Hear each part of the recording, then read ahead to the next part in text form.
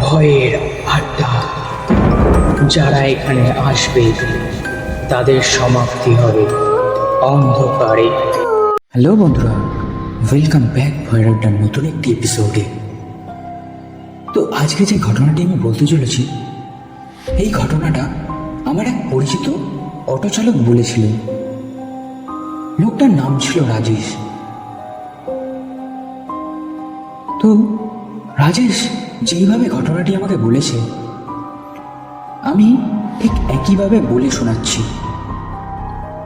তো চলো বেশি কথা না বাড়িয়ে ঘটনায় যাওয়া যাক। এখনো রাজেশ একই রাস্তায় চলে, কিন্তু কখনো আর রাত 12টার পর বের হয় না। ঘটনাটি ঘটে হাওড়া থেকে ডোমচুর রোডে, প্রায় 2011 সালের দিকে। রাজেশ প্রতিদিনের মতো রাত অবধি অটো চালাতো। একদিন যাত্রী তুলতে তুলতে সময় কেটে গেল, বুঝতেই পারেনি।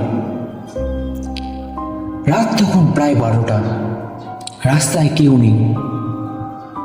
হঠাৎ রাজেশ দেখল সামনে এক ভদ্রমহিলা হাত তুলে দাঁড়ালেন। সাদা শাড়ি, মাথায় ওড়না, মুখটা ঘোমটা দিয়ে ঢাকা। রাজেশ ভাবল দেরি হয়েছে, নিশ্চয়ই কেউ ঘরে ফিরতে পারেনি। রাজেশ জিজ্ঞেস করল, কোথায় যাবেন? মহিলাটা ধীরে বলল, শ্মশানের মোড় পর্যন্ত। রাজেশের গা একটু কাঁপল, কিন্তু ওই মহিলাকে অটোতে বসালো। অটো চলতে শুরু করল।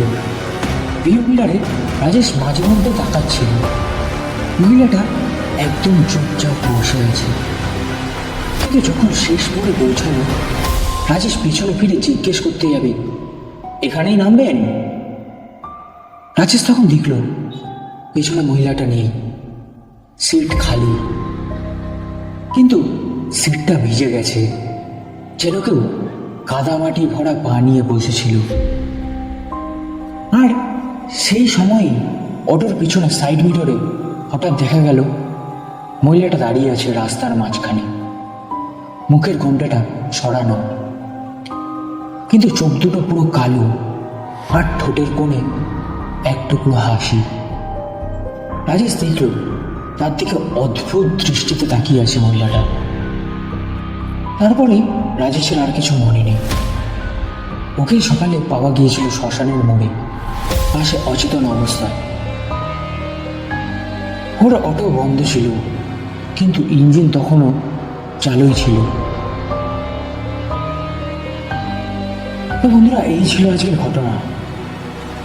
কিন্তু ঘটনাটি একটু ছোট হয়েছে, কিন্তু আমরা চাই ছোট ঘটনা হলেও যেইটুকুনি ঘটনা ঘটেছে সেটি আপনাদের সামনে তুলে ধরা।